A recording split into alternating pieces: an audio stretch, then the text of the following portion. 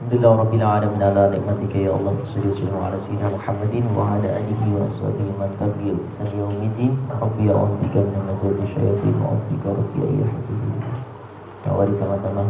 Allahumma akhrijna min dhulumatil wahmi ya Allahumma akhrijna min dhulumatil wahmi wa akrimna bi nuril fahmi waftah alaina bi ma'rifatil ilmi وحسن أخلاقنا بالحلم وسهل لنا أبواب فضلك يا أرحم الراحمين.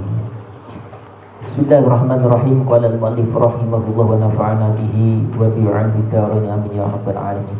Anak-anakku, usahakan upayakan sebelum membaca kitab apapun ya ketika nanti anak-anakku menjadi pengajar, sertakan selalu nama mu'alifnya, doakan selalu nama mu'alifnya, pengarang kitabnya, karena itu akan jadi musalsal yang insya Allah akan jadi ridhonya Allah untuk kita, sehingga kita akan mudah tidak hanya memahaminya, tapi insya Allah mengamalkan apa yang dinasihatkan untuk kita. Itu etika dalam menuntut ilmu, dalam mengajar, menyampaikan ilmu. Sertakan siapa? Mu'alif, pengarang kitab ya. Makanya Abi selalu qolal mu'allifu rahimakumullah. Semoga Allah merahmati mu'allif ya, pengarang kitab ini, Al-Imam Mudarrisul Islami Az-Zarnuji ya. Semoga merahmati beliau, sayangi beliau, mata Allah fi kulli hayati. Semoga Allah berikan kesenangan hidupnya dan berikan kebahagiaan keluarganya, anak-anak keturunannya, bahkan kebahagiaan dengan surga dan segala kenikmatannya. Bismillahirrahmanirrahim. Wa qad ittafaqa, dan qad benar-benar ittafaqa telah bermufakat, telah cocok li untuk unadmun syair fi pada hada ini al-makna, artinya al-makna artinya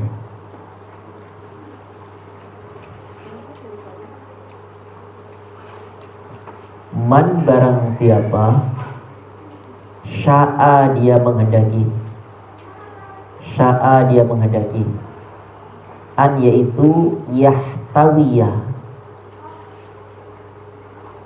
ingin meraih, ingin mendapatkan, ingin terwujud. Yahtawiyah meraih, terwujud atau mendapatkan. Amalahu, amalahu cita-citanya, amalahu keinginannya, amalahu harapannya. Humala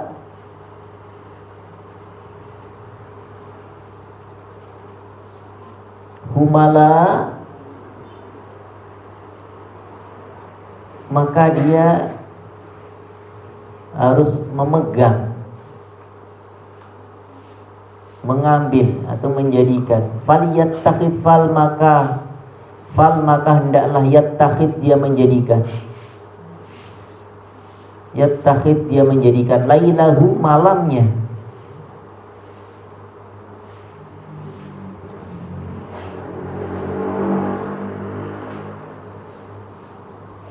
malamnya,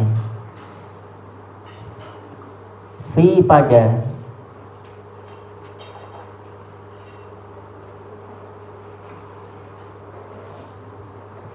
darkiha, darkiha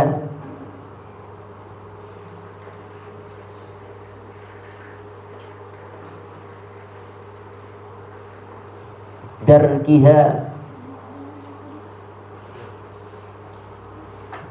dalam mengejar jamalan cita-cita mulianya, jamalan keindahan cita-cita mulianya.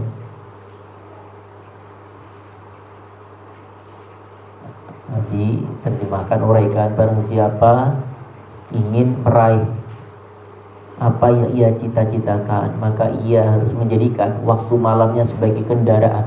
Umala itu yang membawanya, yang dikendarainya untuk mengejar cita-cita jamalah yang menjadi impiannya, mimpi indahnya.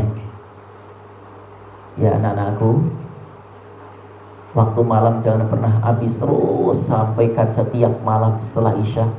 Anak-anakku, jangan pernah tinggalkan tahajud, jangan pernah tinggalkan tahajud, karena waktu itu adalah waktu yang tidak pernah bisa terulang. Malam ini kita terlewat, tidak akan pernah terulang kembali waktu itu. Dan malam sepertiga malam adalah malam di mana Allah langsung turun ke langit bumi, menawarkan 3 hal kepada orang-orang yang tahajud itu. Apa kata Allah? Hai hambaku, apa yang kau minta kepadaku? Hai hambaku, apa ada dosa dan kesalahan yang harus aku ampuni untuk? Hai hambaku, apa ada hajat dan keinginan yang belum aku kabulkan untuk? Untuk Allah langsung menyapa, menegur setiap hamba-hamba yang bangun sepertiga malam, disapa oleh Allah, didengarkan oleh Allah. Setiap rintihannya, tangisannya, ceritanya, harapannya diperdengarkan oleh Allah Subhanahu wa taala. Langsung Allah turun ke langit bumi untuk melihat, menatap setiap wajah hamba-hambanya yang mengadu kepadanya. Maka anak-anakku, sampai akhir hayat Nabi pesan, kalau kau ingin mulia dunia akhirat, bahagia mulia dunia akhirat, cita-cita terwujud, maka satu, jangan tinggalkan tahajud. Dan insya Allah Abi pun berusaha, berupaya, tidak hanya Abi, mudah-mudahan keluarga, anak cucu, semuanya, santri-santri, kalau ini sudah kita amalkan, maka insya Allah amalan yang lain mudah kita amalkan. Sesuatu yang kita tahu lalu kita nggak mau mengamalkan, jangan harap kita bisa melakukan amal yang lainnya. Karena Allah memberikan sesuatu kemampuan, kenikmatan itu kalau sudah kita lakukan. Contoh misalnya kita sudah bisa menjaga duha, setiap hari kita jaga duha terus, kita sampai diberikan oleh Allah kenikmatan, bukan sekedar hanya sholatnya saja, sampai diberikan kenikmatan duha itu.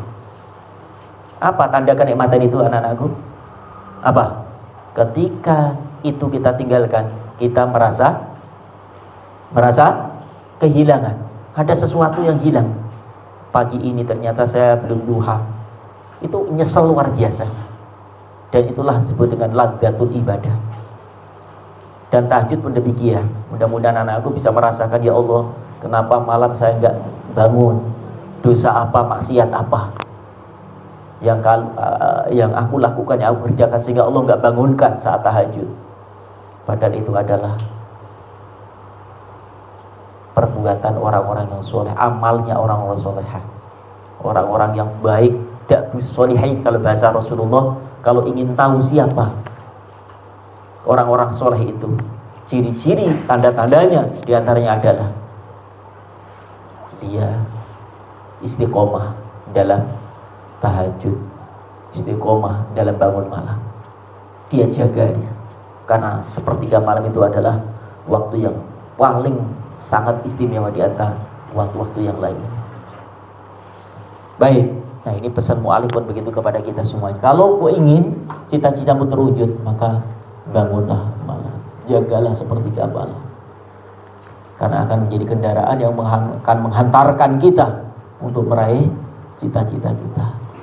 Kemudian yang kedua, aqlil ta'amaka, aqlil, sedikitkanlah ta'amaka, makanmu, artinya perbanyak puasa. Aqlil, sedikitkanlah ta'amaka, makanmu, karena makan banyak akan menjadikan malas kita belajar. Kenyang kita, terlalu kenyang, akan susah kita bangun.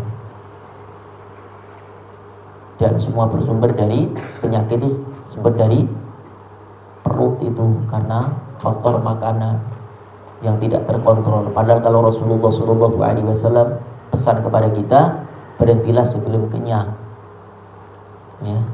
Jangan tidur sebelum kantuk, jangan berhenti sebelum mampu atau bisa. Itu kalau sudah kita laksanakan, insya Allah hidup kita teratur, hidup kita terarah. Ya, sekali lagi Abi sampaikan, kalau cita-cita ingin terwujud, tinggalkan maksiat, bangun malam, sedikitkan makan, kai tahdhu bihi saharo, kai agak supaya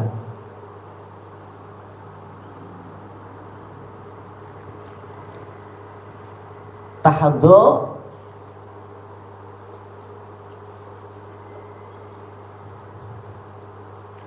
bihi saharo,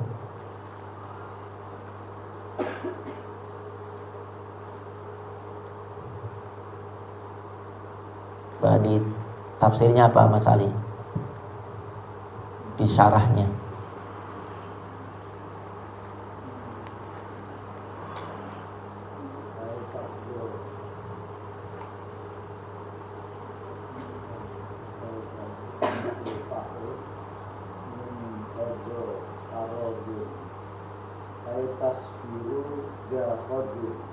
Sabar memperoleh bagian sedikit, sabar menerima bagian. Ya. Kai supaya tahdhu itu adalah diterjemahkan dengan kesabaran.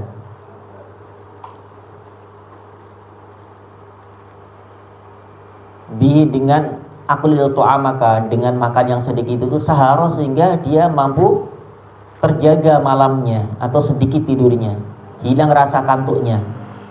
Ya saharot, hingga dia bisa bangun malam, bisa begadang untuk Allah, bukan begadang jalan-jalan.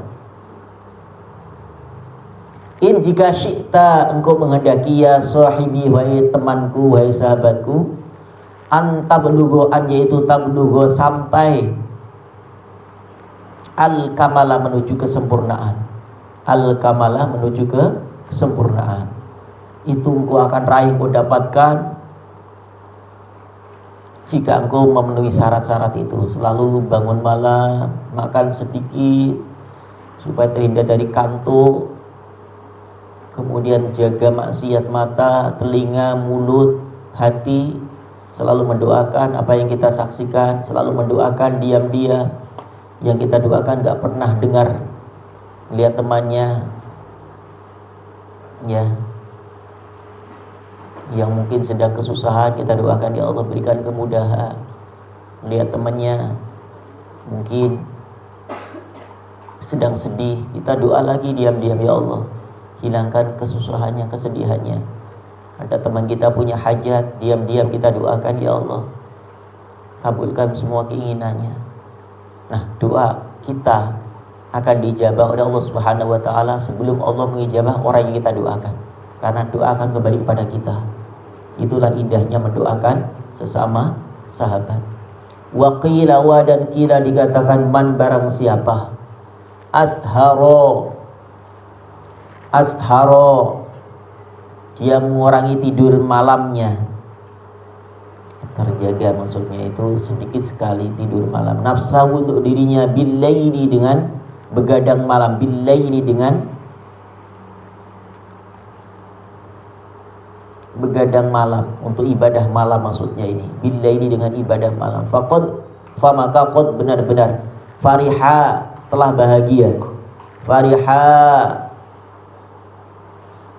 telah, apalagi selain bahagia, gembira, fariha senang, qalbuhu hatinya, qalbuhu hatinya, bin nahari saat siangnya. Dikatakan ada cara bagaimana untuk membahagiakan hati seseorang adalah ketika dia mampu dan bisa menjadikan malam harinya itu untuk begadang dengan Allah Subhanahu wa taala. Maka itu di antara salah satu cara menyenangkan hati, yang ketika hatinya gelisah, risau, ternyata obat hati adalah salah satu adalah bangun malam. Maka ada satu ungkapan orang Jawa dulu itu, tombo ati iku limo ing wernane. Pertama apa? Apa Mas Ali? Ingat. Nomor siji, pertama adalah membaca Al-Quran dan maknanya, obat hati. Lalu yang kedua, dzikir wengi ingkang suwe. Artinya malam itu dibuatkan untuk terus munajat kepada Allah Subhanahu wa taala. Kemudian watang iroku duluwe. Apa artinya? Perut kita harus sering kosong, artinya menunaikan puasa, jangan kenyang. Kalau kenyang sudah malas segalanya. Mata kantuk, mau tidur, mau murajaah nggak jadi karena perut terlalu kenyang. Terus apa lagi? Dikir wengi ingkang suwe wateng ira kudu luwe wong kang soleh kanca nano. Artinya kita mencari teman orang-orang yang soleh. Itu ternyata menjadi salah satu spirit, menjadi motivasi kita untuk melakukan perbuatan kesolehan sebagaimana teman kita melakukan kesolehan itu. Ya, itu diantaranya.